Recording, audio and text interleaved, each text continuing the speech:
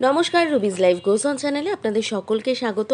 আজ আমি আপনাদের যেখানে নিয়ে যাচ্ছি আপনারা হয়তো এতক্ষণে বুঝেই গেছেন, সামনেই রথ। এই দেখুন, সেই ঐতিহ্যবাহী মাহেশের রথ। এই যে একটা তোরণ রয়েছে, এরপরেই আমরা মন্দিরে প্রবেশ করব। এখানেই জগন্নাথ দেব সারা বছর অধিষ্ঠান করেন। মন্দিরের প্রবেশের যে দ্বার, সেখানে দেখুন গরুর দেব রয়েছেন দুটো দিকে। এবার আমি মন্দিরে আপনাদের নিয়ে যাচ্ছি। মন্দির যে চত্বরটি, সেটা বেশ খোলামেলা, অনেকটা বড়। এই যে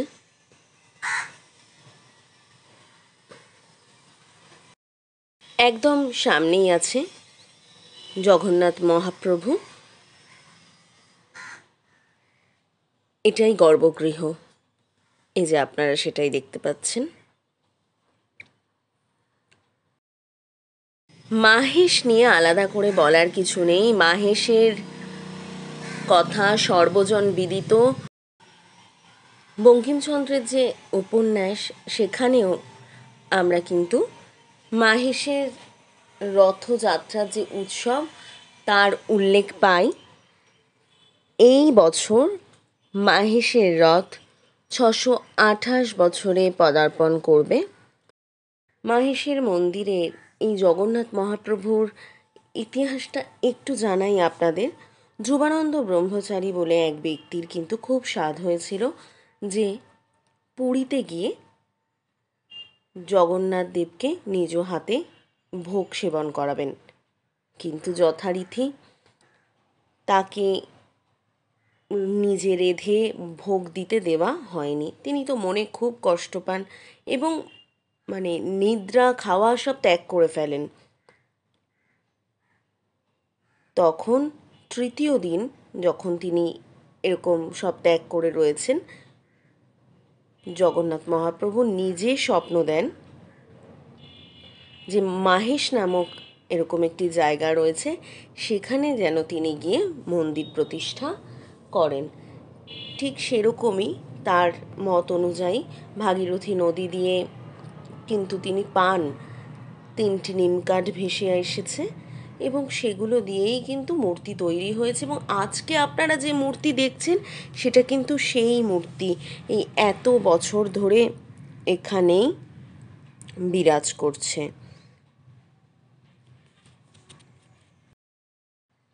নীলমাধবের মূর্তি এই যে আপনারা দেখতে পাচ্ছেন, আদি জগন্নাথ নীলমাধব। মাহেশের রথযাত্রা নিয়ে তো আলাদা করে কিছু বলার নেই। লক্ষ লক্ষ মানুষ আসেন মাহেশের স্নান যাত্রায়, রথযাত্রার যে উৎসব, এবং যেদিন পূর্ণযাত্রা হয় সেদিনও। এর মতো পুণ্য নাকি আর কিছুতে নেই। এখানে দেখুন শ্রী শ্রী রামকৃষ্ণদেব, মা সারদা দেবী এবং স্বামীজিরও মূর্তি রয়েছে। মাহেশ মন্দিরে আপনারা কিভাবে পৌঁছবেন একটু জানিয়ে দিই। মাহেশ মন্দিরে হাওড়া থেকে পৌঁছানো তো খুবই সহজ। হাওড়া থেকে ট্রেন ধরে আপনারা শ্রীরামপুর স্টেশনে নামবেন। সেখানে তারকেশ্বর লোকাল, বর্ধমান লোকাল যা হয়, গোঘাট লোকাল সবই ওই দিকে যায়।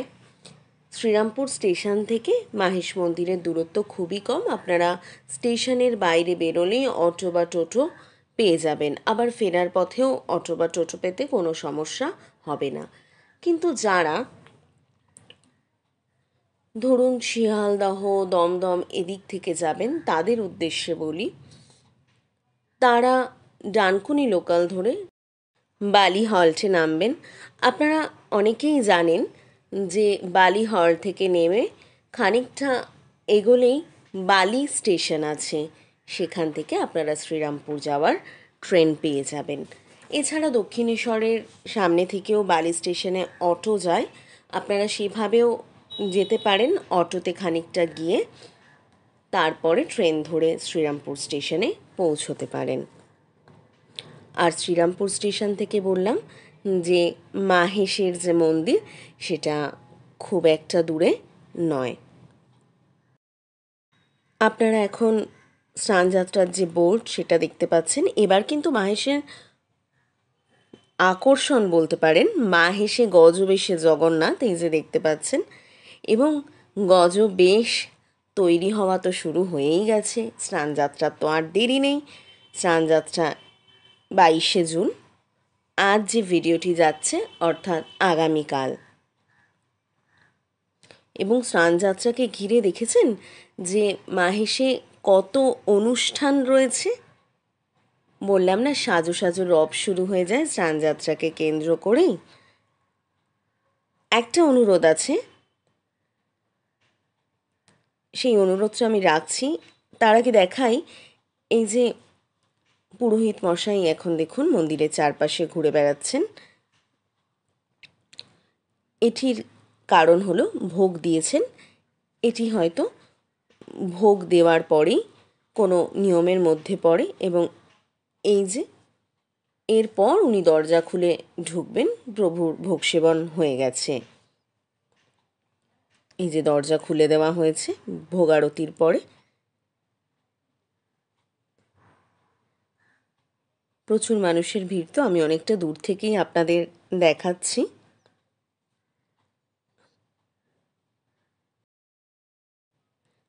$170 বিনিময়ে খুব সুন্দর ভোগ প্রসাদ পাওয়া যায় এবং অনেকজন হলে অবশ্যই আগে বলতে হয়, কিন্তু প্রত্যেকের তো একটা লিমিটেড ব্যাপার থাকে প্রত্যেকটি জিনিসেরই, সেই কারণে। তবে 1-2জন গিয়ে যদি রিকোয়েস্ট করেন, ওনারা কিন্তু অনেক পরে বললেও ভোগ দিয়ে দেয়। এবং বাড়িতে নিয়ে আসার জন্য পার্সেলেরও খুব সুন্দর ব্যবস্থা রয়েছে।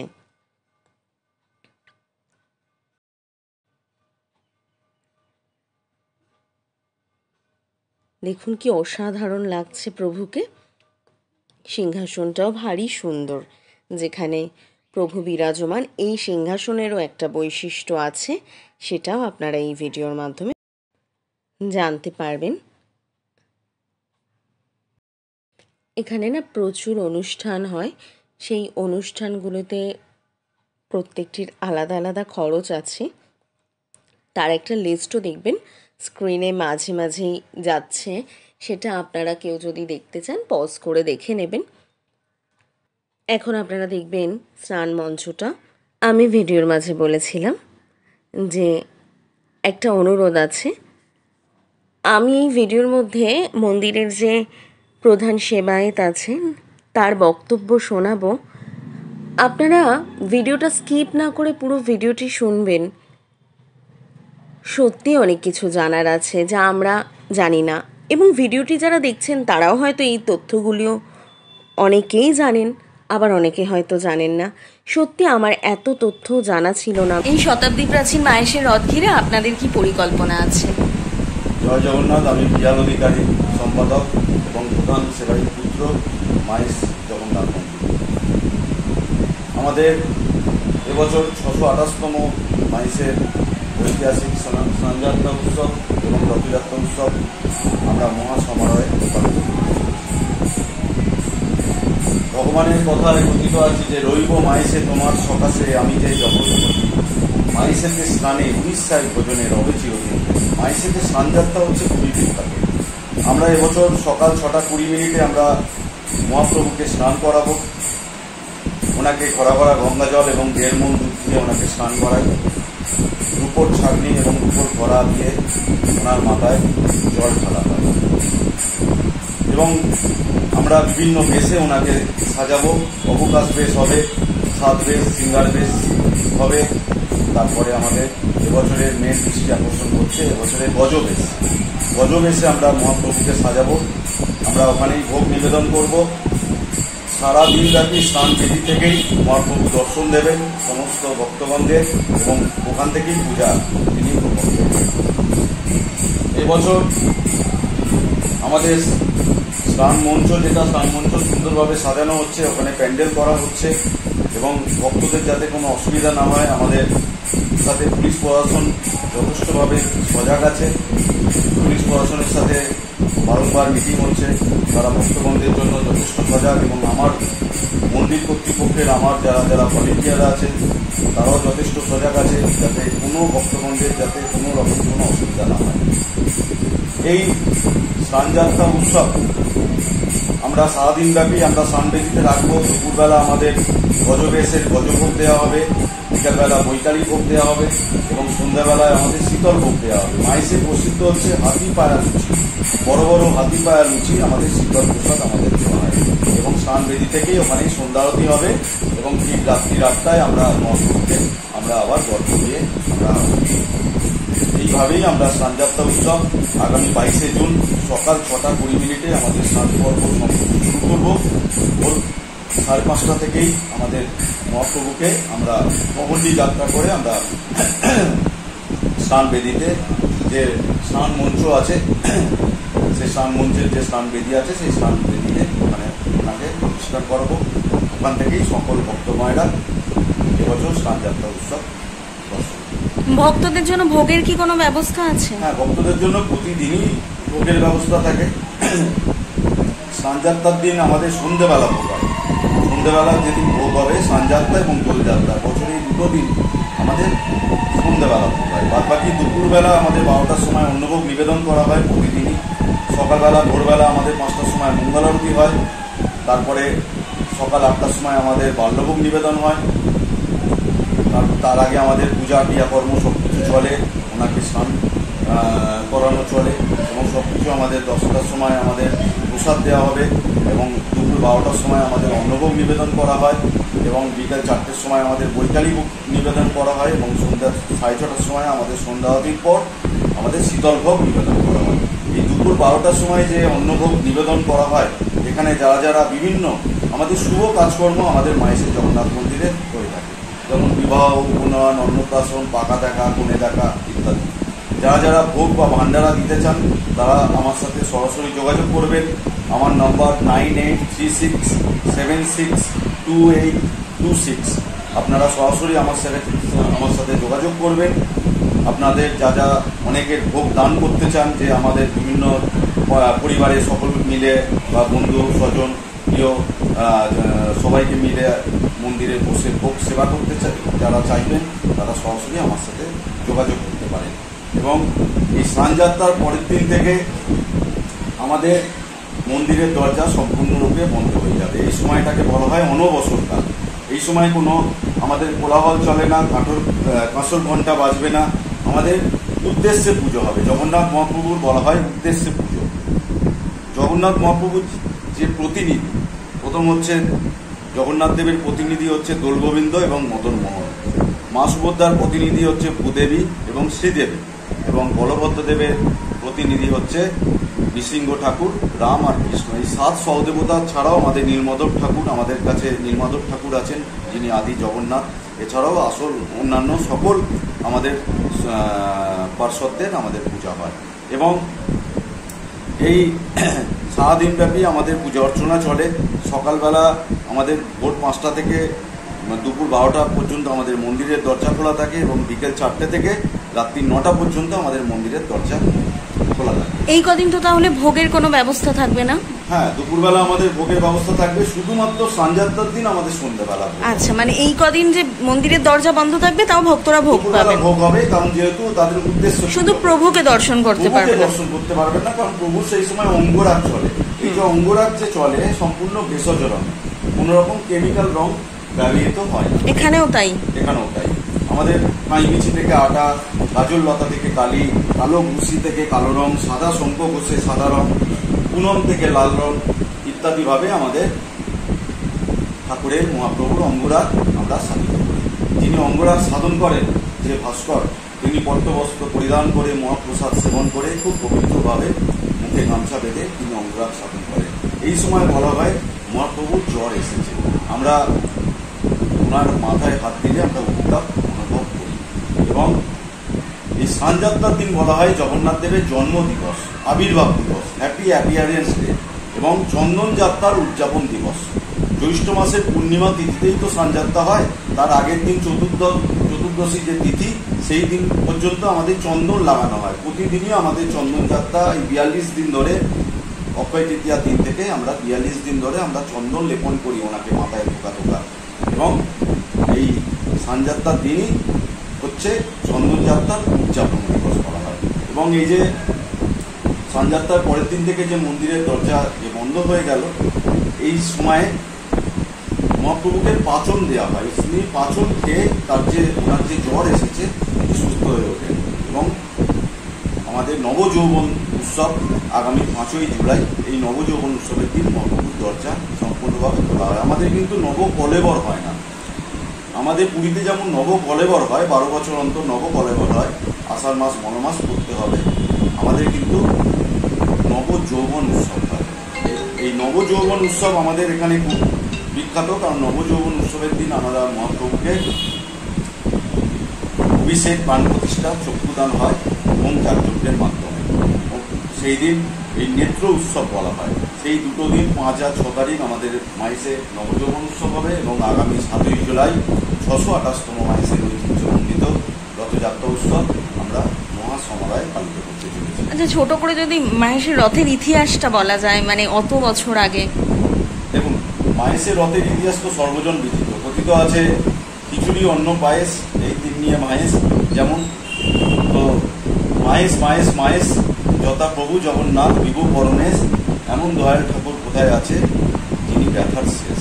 তো মাহেশের রথের ইতিহাস তো সর্বজন বিদিত। মাহেশের রথে এসেছেন বঙ্কিমচন্দ্রের রাধারানী উপন্যাসের প্রেক্ষাপটে। আমরা দেখব যে রাধারানী নামক এক বালিকা মাহেশের রথ দেখিতে গিয়া হারিয়ে গেছে। এই মাহেশের যে রথ, যেটা এখন বর্তমান যে রথটা আছে, সেটি 1299 বঙ্গাব্দে আমাদের হুগলির দেওয়ান ছিলেন কৃষ্ণচন্দ্র বসু। তিনি আমাদের এই বর্তমান লোহার রথটি সেই সময় 20,000 টাকা খরচ করে তিনি তৈরি করে দিয়েছেন। তার আগে আমাদের 5খানা কাঠের রথ ছিল। তো কাঠের রথে কি হতো, বিভিন্ন বিদ্যারা কাঠের রথে আমাদের যারা আত্মহত্যা দিত, সেই আত্মহত্যা দেওয়ার পরে ভাবত যে তিনি স্বর্গলাভ গমন করবেন। তো সেই সময় কাঠ তো আর শোধন করা যায় না, তখন আবার পুরাতন কাঠ ঢেলে নতুন করে আবার কাঠের রথ তৈরি করা হতো। তো সেইটা প্রচুর ব্যয় সাপেক্ষের ব্যাপার ছিল। তখন এগিয়ে এসেছিলেন হুগলির দেওয়ান কৃষ্ণচন্দ্র বসু। তিনি আমাদের এই বর্তমান লোহার রথটি মার্টিন মান কোম্পানিকে দিয়ে তিনি তৈরি করে দিয়েছেন। এই লোহার রথটি হচ্ছে সারা ভারতবর্ষ বিখ্যাত বলা চলে, সারা পৃথিবী বিখ্যাত বলা চলে। কারণ এই লোহার রথে আমাদের বড় বড় 12টি লোহার চাকা আছে, তার 1 ফুট যার বের, এবং একদম চতুর্থ তলায় বসে থাকেন জগতের নাথ জগন্নাথ। তিনি পরম পিতা, বিশ্বপিতা। তিনি তার সাথী যেমন আমাদের বলভদ্রদেব এবং মা সুভদ্রাকে নিয়ে তিনি বসে আছেন। তিনি রাজার সেজে যান মাসির বাড়ি, এবং চতুর্থ তলায় আমরা জগন্নাথ দেবের সিংহাসনে জগন্নাথ দেবকে বসাই। তার নিচের তলায় রামলীলার চিত্র দিয়ে ঢেকে দিই।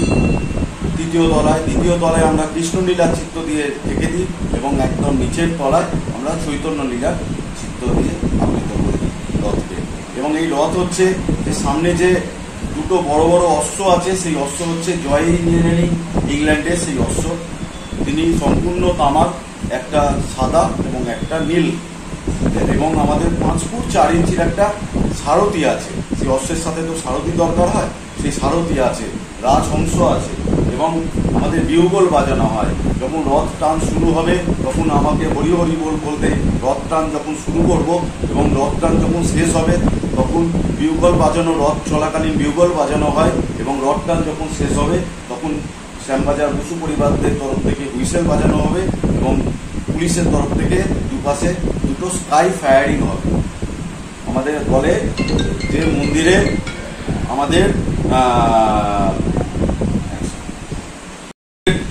যে হুইসেল বাজিয়ে এবং যে স্কাই ফায়ারিং হয়, সেই স্কাই ফায়ারিং হয়ে আমাদের রথ টানে সেই সময় যে দড়িটা থাকে 100 গজ 110 200 গজের যে ম্যানিলা রোপ থাকে, সেই ম্যানিলা রোপকে ফলস করে দেওয়া হয়। তো তার জন্য রোপ ছেড়ে দেওয়া হয়, তখন রথ অটোমেটিক থেমে যায়। আমাদের রথের কোনো ব্রেক নেই। আমাদের বড় 50 ফিটের একটা বড় বিম আছে, সেই বিমটা আমরা রথের চাকার নিচে দিয়ে দিই, সেটাই আমরা ব্রেক হিসেবে ব্যবহৃত করি। তো এইভাবেই আমাদের রথ চলে। বলা হয় রথে জগন্নাথদের সূর্য দর্শনে সূর্যের তিনি অবতারে তিনি দর্শন দেন। এবং জগন্নাথ দেব যান হচ্ছে মাসির বাড়ি, এটা আপনারা জেনে রাখবেন। আপনাদের তরফ থেকে কিছু কিছু তথ্য আমি দিয়ে রাখছি সকল ভক্তগণদের, যে মাসির বাড়িতে স্বয়ং ব্রহ্মাকে জগন্নাথ দেব নির্দেশ দিচ্ছেন, আদেশ দিচ্ছেন, হে ব্রহ্মা তুমি আমাকে জন্মবেদী থেকে কর্মবেদীতে নিয়ে গিয়ে বসাও। কারণ মাসির বাড়িতে যে বেদী আছে, রত্নবেদী, সেটা হচ্ছে জগন্নাথ মহাপ্রভুর জন্মবেদী, এবং এই যে শ্রী মন্দিরে যে রত্নবেদী আছে সেটা হচ্ছে জগন্নাথ মহাপ্রভুর কর্মবেদী। তো স্বয়ং ব্রহ্মাকে তিনি নির্দেশ দিচ্ছেন যে ব্রহ্মা তুমি আমাকে জন্মবেদী থেকে কর্মবেদীতে নিয়ে গিয়ে বসাও, নাহলে আমি এই সারা বিশ্ব ব্রহ্মাণ্ডের আমাকে কর্ম করতে হবে। তাই জন্য এবং সোজারথ থেকে উল্টো রথের মধ্যে বিভিন্ন উৎসব হয়। বিপদদায়িনী উৎসব দুদিন হবে, মঙ্গল এবং শনি। বৃহস্পতিবার মানে রবিবার যেহেতু সোজারথ, বৃহস্পতিবার পঞ্চম দিনের মাথায় সেটি হবে ঘোড়া পঞ্চমী উৎসব। এই ঘোড়া পঞ্চমী উৎসবও আমাদের মায়েসে খুব বিখ্যাত। বলা হয় 12 মুঠে সর্ষে 13 মুঠে রাই, জলবে সর্ষে কামাক্কা যায়, সর্ষে করে চরবর, জগন্নাথের মন করে চরবর। আমরা লক্ষ্মীকে শ্রী মন্দির থেকে আমরা নিয়ে যাই নাগরদোলনা করে, পালকি করে, মশাল জ্বালিয়ে। লক্ষ্মী ঠাকুর ওখানে বিমুখ হয়ে ফিরে আসেন। লক্ষ্মী তো স্ত্রী, যেমন আমাদের প্রত্যেক বাড়ি জগন্নাথ দেবের রূপ হচ্ছে মানব রূপ, এটা আপনারা জেনে রাখবেন। আমাদেরও যেমন শরীর, আমাদেরও যেমন মানুষ, আমরাও যেমন কোনো হাজবেন্ড যদি বাইরে চলে যায় তার স্ত্রী যখন রাগ করে, ঠিক সেরকমই জগন্নাথের স্ত্রী রাগ করেছে, জগন্নাথ বাইরে লীলা খেলা করতে গেছে। তো তার স্ত্রী গেছে, ওনাকে বশীকরণ করতে গেছে সর্ষে পোড়া দিয়ে। সেই সর্ষে পোড়া নেবার জন্য অনেক মানুষেরা, অনেক ভক্তরা ভিড় করে। সেই সর্ষে পোড়া দিয়ে ওনাকে বশীকরণ করতে গেছে। এই সর্ষে পোড়া দিয়ে ওনাকে বশীকরণ করলো, জগন্নাথের মন ধরপড় করলো, জগন্নাথ আর থাকতে পারছে না, আবার তার স্ত্রীর দিকে আর তার মন চলে গেল। তাই জন্য এবং সোজারথ থেকে উল্টো রথের মধ্যে যে রবিবার পড়বে, এবছরে আপনাদের বলে রাখি সকল ভক্তগণদের, আপনাদের মিডিয়ার মাধ্যমে আপনারা রবিবার দিন আসবেন, প্রভুকে দর্শন করুন। বলা আছে, এটা বিভিন্ন শাস্ত্রেও উল্লেখ আছে যে জন্মবেদীতে দর্শনের 600 বছর যদি আপনি শ্রীমন্দিরে জগন্নাথ মহাপ্রভুকে দর্শন করেন, সেই 9 দিন জন্মবেদীতে যে দর্শন করছেন সেইটারই সমযুক্ত হয় এবং তার ফলপ্রাপ্তি লাভ হয়। আপনারা এই 9 দিন যে কোনো দিনে আপনি জগন্নাথ মহাপ্রভুকে সেই জন্মবেদীতে দর্শন করবেন, এতে আপনাদের দেখবেন আপনাদের মনস্কামনা সত্যি পূরণ হয়েছে। এবং আমাদের এই 9 দিনের পরে যেদিন উল্টো যাত্রা, উল্টো রথ হবে, আর একটা জিনিস হচ্ছে যে রবিবারের কথা বললাম, দ্বাদশ গোপাল উৎসব। এই দ্বাদশ গোপাল উৎসব আমাদের মায়েসে খুবই বিখ্যাত। কথিত আছে এই সোজারথ থেকে উল্টো রথের মধ্যে যে রবিবার পড়েছিল, সেই রবিবার দিন স্বয়ং চৈতন্য মহাপ্রভু তো মায়েসকে নবনীলাচল আখ্যা দিয়েছেন। এটা চারটিখানি কথা নয়, মায়েসের ইতিহাস তো সর্বজন বিদিত। পুরী হচ্ছে নীলাচল, মায়েস হচ্ছে নবনীলাচল, স্বয়ং চৈতন্য মহাপ্রভু বলে গেছে। পশ্চিমবঙ্গের বৃহত্তম রথযাত্রা হয় আমাদের এই মায়েসে। এত বড় বৃহত্তম রথযাত্রা এবং প্রাচীনতম রথযাত্রা কোথাও হয় না। এবং 628 বছরের স্বপ্নাদৃষ্ট যে দারুমূর্তি, সারা পশ্চিমবঙ্গ কেন, সারা ভারতবর্ষ কেন, এশিয়া কেন, সারা পৃথিবীর মধ্যে প্রাচীনতম মূর্তি আমাদের মায়েস বর্তমান জগন্নাথ দেবের মূর্তি। কারণ এই জগন্নাথ দেবের মূর্তিতে স্বয়ং চৈতন্য মহাপ্রভু পুজো করেছেন, স্বয়ং রামকৃষ্ণ ঠাকুর, মা সারদা, ভক্তকবি গিরিশচন্দ্র, এত অবতারের পদধূলি পড়েছে আমাদের এই মায়েসে। এই মায়েস তাই আজ আমাদের তীর্থভূমির সাথে সাথে আজ আমরা পর্যটন কেন্দ্র হিসেবে আমরা পেয়েছি। এবং যে কথায় ফিরে আসি, যে উল্টো রথের দিন আবার আমরা শ্রী মন্দির থেকে আমরা আবার উল্টো রথের দিন আমরা আবার মাসিবাড়ি মন্দির থেকে শ্রী মন্দিরে আবার আমরা ফিরিয়ে নিয়ে আসবো। এই যে উল্টো রথের দিন যে দক্ষিণ দিকে টান, মানে দক্ষিণ মুখ যে টান হচ্ছে, তাই জন্য জগন্নাথ দেবকে যারা যারা দর্শন করবেন উল্টো রথের দিন রথের ওপর তিনি দক্ষিণা কালিকা রূপে তিনি দর্শন করবেন। এটি আপনারা জেনে রাখবেন, এই তত্ত্বগুলো আপনাদের অজানা আছে। কারণ কথিত আছে, উগ্র তারা 16 পানি, সুভদ্রা ভুবনেশ্বরী, জগন্নাথ নীলাদ্রুত, সাক্ষাৎ দক্ষিণা কালিকা। এই দক্ষিণ দিকে যে টান হয়, দক্ষিণ মুখ টান, আপনারা জগন্নাথ দেবকে যে দর্শন করবেন, জগন্নাথ তখন বলবেন, যা তোকে দক্ষিণা দিলাম, যাই ইচ্ছা হবে সেটাই পূর্ণ হোক। তাই জন্য দক্ষিণ দিকে যে টান হবে, আপনারা জগন্নাথ দেবকে শুধু দর্শন করুন। জগন্নাথ শুধু চেয়েছে শুধু দর্শন, আর কিছু চান, দর্শন লাভেই মুক্তি লাভ। এটুকু বলবো।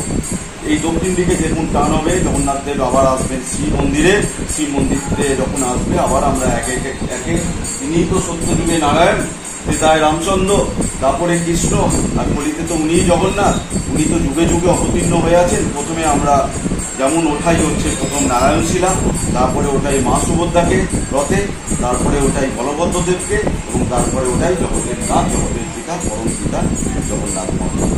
ঠিক এইভাবেই আমরা শ্রী মন্দিরে আবার ওনাকে প্রবেশ করাই। ওনাকে আবার এই যে রত্নবেদী যে আমাদের মায়েসের, সেই রত্নবেদী হচ্ছে 1000 শালগ্রাম শিলার উপর, সেই রত্নবেদীতে জগন্নাথ মহাপ্রভু প্রতিষ্ঠা করেন। এই বছর এইভাবেই আমরা মহাপ্রভুর যে রথযাত্রা উৎসব আমরা মহাসমরায় পালিত করব। এবং আপনাদের আর একটাও তথ্য দিয়ে রাখি যে জগন্নাথ মহাপ্রভুর যে মুখমণ্ডল, এই মুখমণ্ডলই হচ্ছে নবগ্রহ। প্রত্যেক মানুষেরই বা প্রত্যেক ভক্তদেরই হাতে কিছু না কিছু গ্রহের দোষ থাকে। আপনারা শুধু সেই অঙ্গটুকু দর্শন করবেন, দেখবেন আপনার গ্রহের দোষ কেটে গেছে। যেমন জগন্নাথ মহাপ্রভুর ডান দিক হচ্ছে সূর্য, বাঁ দিক হচ্ছে, বাঁ চোখ হচ্ছে চন্দ্র। ডান দিকের চোখ হচ্ছে সূর্য, বাঁ চোখ হচ্ছে চন্দ্র, নাসিকা হচ্ছে মঙ্গল, মাথায় হচ্ছে বৃহস্পতি, যে শনি হচ্ছে যেটা কালো যেটা আছে, জগন্নাথ মহাপ্রভুর যে কালো যে অঙ্গটা আছে সেটা হচ্ছে শনি, যা চারপাশে যে দেখবেন রেখারা আছে সেটা হচ্ছে রাহু রেখা, এবং আমাদের টোটাল মুখমণ্ডলটা হচ্ছে বুধ, এবং জগন্নাথ মহাপ্রভুর যে 4টে কোণ আছে, মুখের যে 4টে কোণ, সেই 4টে কোণ হচ্ছে শুক্র, এবং পেটে ঘোরানো আছে কেতু। এইভাবেই আপনারা আপনাদের যে যদি কোনো দেখবেন হাতে যদি সেই দোষটা থাকে, আপনি সেই যে অঙ্গগুলো বললাম সেই অঙ্গের দিকে আপনি তাকিয়ে থাকুন। ভীষণ ভালো লাগলো। আশা করি আপনারা পুরো বক্তব্যটি শুনলেন। আচ্ছা, এবছরের যে মূল আকর্ষণ 628তম বর্ষের যে গজবেশে জগন্নাথ দেব, এই যে গজবেশ যেটা হবে তার কিন্তু প্রক্রিয়াকরণ শুরু হয়ে গেছে। আজকের ভিডিওটি ভালো লাগলে একটি লাইক, কমেন্ট, শেয়ার তো অবশ্যই করতে হবে, আর তার সঙ্গে পাশে থাকতে হবে রুবিজ লাইফ গোজ অনের। আজ আরও একটি ভিডিও আমার চ্যানেলে যাবে, প্লিজ সেটিও দেখবেন। একটা প্রাচীনতম রথ তো দেখালামই, সেটি হবে একদম নতুন একটি রথ, কিন্তু তার মধ্যে কোথাও কোনো নিয়মের খামতি থাকবে না। রথ হবে আন্তরিকতা দিয়ে।